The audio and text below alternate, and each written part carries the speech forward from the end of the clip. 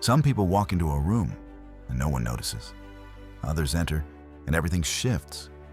The atmosphere changes, voices trail off, smiles tighten. People become alert. But why? You didn't raise your voice. You didn't demand attention.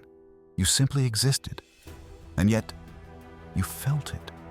That subtle resistance, that strange discomfort. The truth is, your presence is doing more than you realize. Not because you're trying to be intimidating, but because you radiate something real. And realness unsettles people.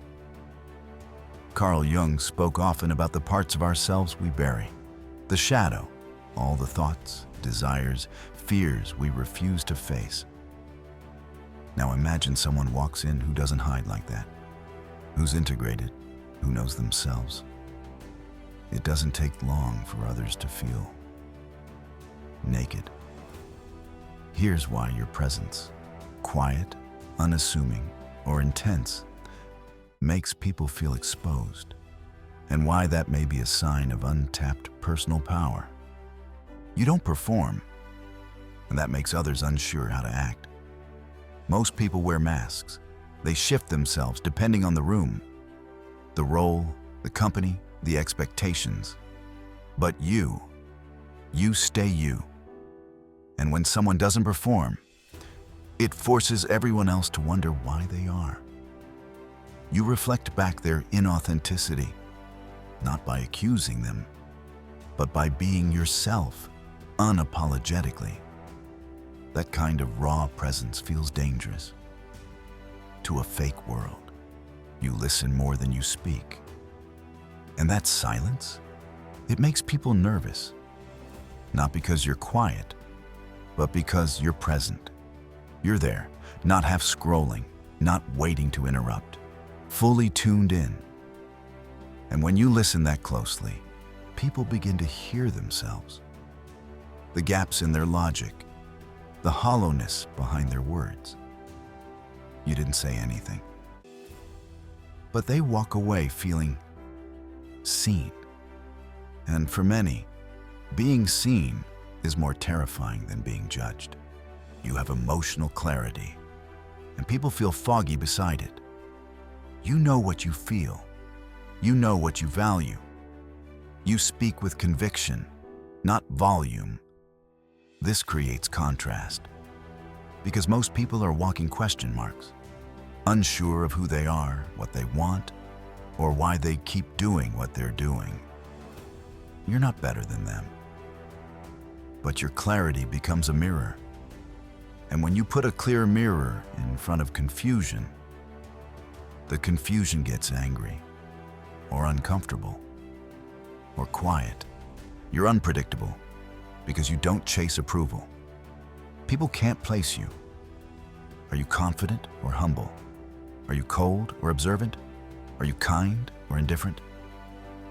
Yes, you're all those things at different times, because you don't adjust to be liked. You adjust to be truthful. And people who rely on external validation, they can't understand that. They need people to follow the script. Smile when they smile, flatter when they flatter. But you're writing your own lines, and that throws them off. You're not reactive, and that's powerful. Someone tries to provoke you. You stay calm. Someone gossips. You don't engage. Someone insults. You observe. Your stillness feels threatening to people who get their power through chaos. Carl Jung once said, "Everything that irritates us about others can lead us to an understanding of ourselves." And when you don't rise to their bait, they're left with only themselves to face. It's not a comfortable place to be. You carry presence without needing permission. You don't shrink to make others comfortable. But you also don't boast. You just are. And that kind of groundedness? It's rare. Most people swing between arrogance and insecurity. But you sit somewhere deeper, centered, whole, unbothered. That balance is disarming, because people can't manipulate someone who doesn't need their approval. So they may avoid you or challenge you, not because of what you've done, but because of what you don't need from them. You're comfortable with darkness, and that scares people. You've faced your shadows. You've sat with sadness. You've questioned everything, and that journey gave you a certain gravity, a depth in your voice, a weight in your silence. You can walk into a room laughing, but still carry the memory of your scars. People feel that, even if they can't name it. And those who have not made peace with their own pain won't know how to be near someone who has. You remind them of what they haven't done. You're not afraid to be alone. And that might be the most unsettling thing of all. People fear being alone because it forces them to meet themselves. But you find clarity in solitude, strength in silence, peace in your own company. You're not lonely, you're sovereign.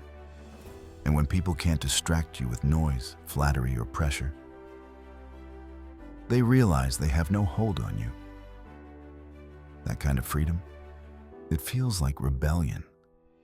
But in truth, it's just the power of knowing who you are.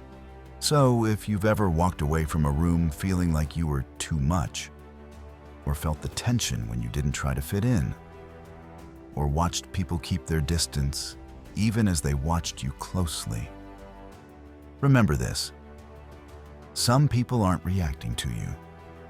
They're reacting to their own reflection in you. You didn't offend them, you revealed them. And as Carl Jung might say, you carry the weight of your own unconscious. And that alone makes you dangerous in a world still hiding from itself. Keep shining, quietly, unapologetically, uncomfortably if necessary. Your presence is not the problem. It's the invitation to wake up. If this made you pause, if you're drawn to deeper truths and quiet strength, then you're in the right place. Like, subscribe, and keep exploring with us. See you in the next one.